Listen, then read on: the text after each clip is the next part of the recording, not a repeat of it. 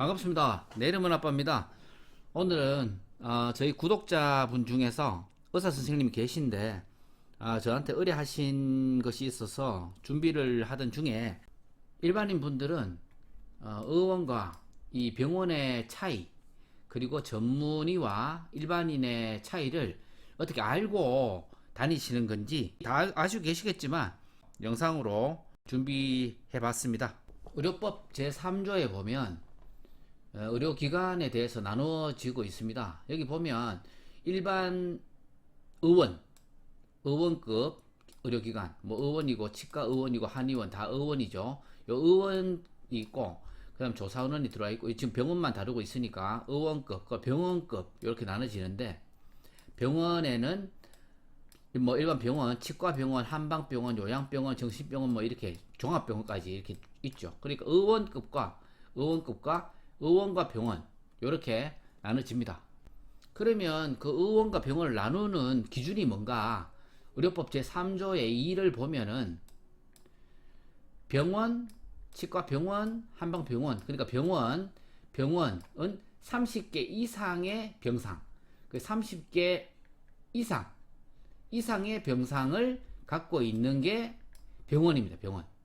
그러니까 30개 미만 29죠. 29가 되게 중요한, 건축법에서도 29가 중요하죠. 30개부터는 주택법 적용을 받는 거고 29세대까지는 주택법 적용을 받지 않아 가지고 뭐 여러 가지 일반 그런 공동주택에 대한 뭐 그런 규제를 받지 않죠. 똑같습니다.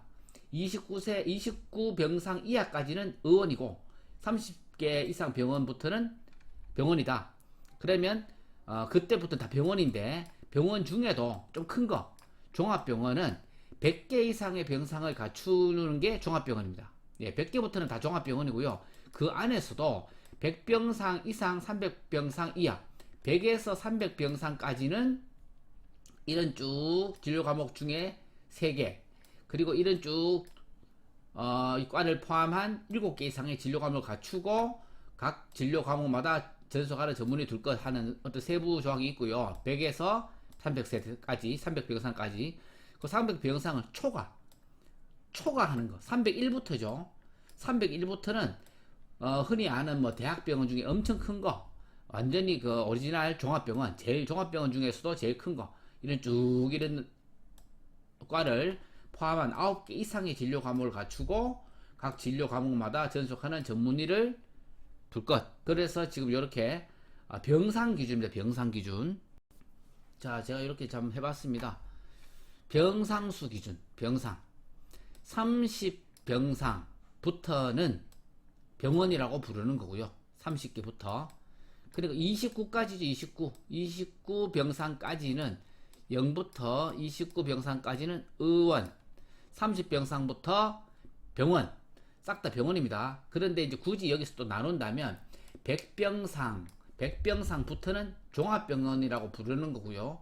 100병상에서 300병상 사이, 그게 흔히 말하는 뭐 준종합 또는 100에서 300병상이니까 뭐 전문병원 이런 식으로 종합병원에서도 조금 작은 규모의 종합병원 그게 여기 들어가고, 완전히 301병상부터 300병상을 초과하는 301병상부터는 종합병상 중에서도 아까 보셨듯이 전체 모든 과가 다 있는, 그게 나눠지는 게 30병상, 100병상, 300병상 이렇게 됩니다. 그러면 병원은 알았어요. 의원과 병원은 병상수 차이다. 그러면 전문의와 일반인은 뭡니까? 전문의와 일반인. 전문의 다 아시죠? 일반인은 그 의대, 흔히 말하는 의대를 졸업해서 국가고시, 그 의사 면허죠. 국가고시. 의사 면허를 합격해서 취득해서 개설해서 나오는 게 일반의고요. 일반의. 그 전문의는 일반의에다가 그 의대 졸업하고 국가고시를 취득해서 의사 면허가 있는 일반의 플러스 인턴 동안에 1년 인턴 1년이죠. 1년 동안에 여러 과 중에 어떤 걸 할까 이렇게 보다가 그 중에 정합니다. 정해서 나는 피부과를 해야 되겠다. 그럼 이 피부과를 전공으로 택해가지고 전공으로 택해서 레지던트를 거치죠. 그래 전공의 시험 레지던트 4년을 하고 전공의 시험을 합격한 사람이 그러니까 뭐 어떤 과목에 대한 전문가죠. 전문가 의사로서 보면 한 분야에 그 한 과목에 전공의 시험에 합격해서 레지던트로 4년을 근무한 그분들이 개설하면 전문의입니다. 전문의. 자, 뭐 여기 보면 뭐 어떻게 그 바깥에 간판이라든가 의료기관의 명칭 표시는 뭐 의료법 시행 규칙에 보면 의료법 시행 규칙 제 40조에 보면 이런 사항들이 쭉 있어요. 뭐 어떻게 앞에 붙여라, 뭐 어떻게 내용해라. 뭐 쉽게 말씀드리면 간판 보면 알 수 있습니다. 간판. 뭐 다른 여러 가지 중에 그냥 쉽게 우리가 흔히 볼 수 있는 간판 보면 알 수 있습니다. 아까 피부과 얘기했는데 피부과로 한번 얘기해 볼게요. 물광. 뭐 이름을 물광 피부과 개인 이름도 딸 수 있지만 이름을 물광 피부과 의원 이렇게 되어 있는 게 있어요.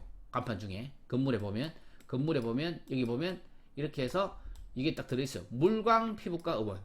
물광 피부과 의원. 여기 의원 앞에 의원이라는 거는 전문의와 일반의 내용이 아니고 30병상, 29병상 이하 30병상부터는 이제 그 병원이라 그랬죠. 그 병상 수고 여기다가 앞에 이거를 딱 중간에 넣을 수 있는 게 전문입니다. 물광 피부과 의원. 이건 전문이에요. 그러면 물광 의원 진료 과목 피부과. 이거는 일반입니다. 일반이. 그래서 4년 동안 레지던트 거치고 전공의 시험에 합격해서 피부과에 대한 여기에서 뭐 임상이라든가 여러 가지 뭐 그런 경험이 많으시겠죠. 그분들은 여기 해당 의료기관 표시 앞에 자기가 전공했던 요 내용을 이렇게 넣어서 하시는 게 보통 전문입니다. 전문의. 물광 피부과 의원. 일반어는 뒤편에 진료 과목 뭐뭐뭐 이렇게 되어 있는 게 일반어고요. 그 전공의가 아니라는 거죠. 물론 일반의라고 해서 전문의 과정을 거치지 않고 개원했다고 해서 실력이 딸리거나 함부로 그렇게 얘기할 수는 없습니다. 그런데 다만 전문의는 그 해당 과에 대해서 좀 더 일반의보다는 숙련된 뭐 그런 어떤 과정을 거치고 거기에 그 나라에서 정한 전공의 시험을 합격했다. 네, 그런 내용이죠. 병원 의원 그러면 이제 아시죠? 병원과 의원의 차이. 그 전공의과 일반의 차이는 간판 보시면 아는 거고 여기 보면 뭐 동탄 서울 내과 이렇게 돼 있고 뭐 이런 거 보면 전공의죠. 전공의. 뭐 이빈 동탄 삼성 이빈 후과 의원 이런 거 다 전문이죠. 병원과 의원의 차이는 29 그러니까 30병상부터는 병원이다 이제 아셨는데 그러면 어떤 건물에 어떤 지역에 들어갈 수 있는지 물론 공인중개사 분들은 뭐 당연히 다 아실 거고 혹시나 조금 뭐 이쪽 분야가 좀 생소해서 그렇다면 뭐 저한테 뿐만 아니라 시행사라든가 건설사들한테 토지를 또 건물을 소개를 할 때 중개를 할 때 이런 내용들을 미리 파악하시고 하셔야 될 것 같고요. 개인분들 같은 경우도 우리 건물주님들도 본인 건물에 병원을 넣으려면 그리고 의원을 넣으려면 어떻게 병원을 넣으면 어떤 건물을 해야 된다. 네, 그런 걸 잠깐 알아보겠습니다. 여기 이제 부동산 쪽으로 보면 약간 이제 중급 과정이 들어가는 거죠. 병원과 의원. 신도시에서는 지구단위 계획 지침이 이게 대장입니다. 시행 지침. 제가 맨날 얘기하죠. 지구단위 계획 지침과 시행 지침을 무조건 확인하셔서 거기에 허용 용도와 불허 용도 일일이 다 확인하셔야 돼요. 무슨 뭐 주거지역 뭐 단독주택부터 공동주택 뭐 도심 지원시설 무슨 용지 상업용지 일반용지 도시지역 쭉 모든 걸 다 검토하셔가지고 그래서 들어갈 수 있는 곳이 다 정해져 있습니다. 그 상황에서 만들어서 어디 들어갈 수 있고 그렇게 해서 분석을 하셔야 될 것 같고요. 구도심에서는 병원의 얘기입니다. 병원은 의료시설로 되기 때문에 병상에 들어가니까 의료시설이죠. 의료시설이 되니까 좀 까다롭습니다. 구도심, 신도시가 아닌 좀 오래된 뭐 수원이라든가 화성의 구도심, 병점이라든가 뭐 이렇게 오래된 또 분당이라든가 이런 쪽은 토지 이용 계획 확인을 해서 용도 지역을 일단 확인하시고 그 해당 토지에서 이 시설, 의료시설이 들어설 수 있는가. 의원은 의료시설이 아니고 병원은 의료시설이 되어야 들어갑니다. 예전에 한 말씀 드렸죠. 학원은, 일반 학원은 근린생활시설에 일반 작은 학원은 근린생활시설로 들어가기 때문에 뭐 대부분 어떤 상가든지 다 들어갈 수가 있다. 하지만 엄청 큰 학원, 메가스터디라든가 해커스라든가 이런 정도의 큰 학원을 내 건물에 넣고 싶을 때는 다중들이 이용할 수 있는 교육연구시설로 용도 변경을 하셔야 된다. 아니면 애초부터 교육연구시설로 만드셔야 된다. 말씀드렸는데 똑같은 내용입니다. 똑같은 내용, 비슷한 내용. 그러니까 의원은 그냥 근린생활시설의 의원으로 그냥 대부분 다 들어갈 수 있어요. 그래 촌에 보면 읍면 이런 촌에도 촌 꼴짝이 안에까지 건물만 하나 있으면 거기는 그냥 무슨 의원 해가지고 다 들어가죠. 대신에 병상이 30개 입원 병상이 없으니까 여기서 배 아파서 어우 크다 뭐 수술해야 된다. 그러면 읍내로 군내로 시내로 나가죠. 네, 그러면 그때 거기는 의원이 아닌 병원이 있게 되는데 이 병원은 의료시설로 되기 때문에 근린생활시설이 아니고 의료시설이 들어갈 수 있는 건물, 의료시설이 들어갈 수 있는 토지여야 된다. 네, 그 말씀을 드리는 겁니다. 그래서 지금 여기 신도시에서는 지구단위 계획에 의거한 시행지침을 보시고 의료시설이 들어오는지, 구도심에서는 토지이용 계획 확인을 보시고 용도 지역을 확인해서 들어설 수 있는지, 그리고 벌써 건물이 지어졌다면 건물 자체 내에서 용도 상향, 그 밑에 뭐 여러 가지 어떤 근생이 있다, 뭐 다른 시설이 있다, 그러면 이걸 가지고 의료시설로 올릴 수 있는지, 그러면 거기 맞춰서 주차장이라든가 또 뭐 여러 가지 뭐 그런 인허가 사항에 대한 여부가 또 드러나겠죠. 그걸 맞춰가지고 해당 건축사분들하고 하셔가지고 그렇게 준비해서 병원을 입점시키시면 될 것 같습니다. 코로나로 참 힘든 시기입니다. 네, 우리 다 이겨내시고요.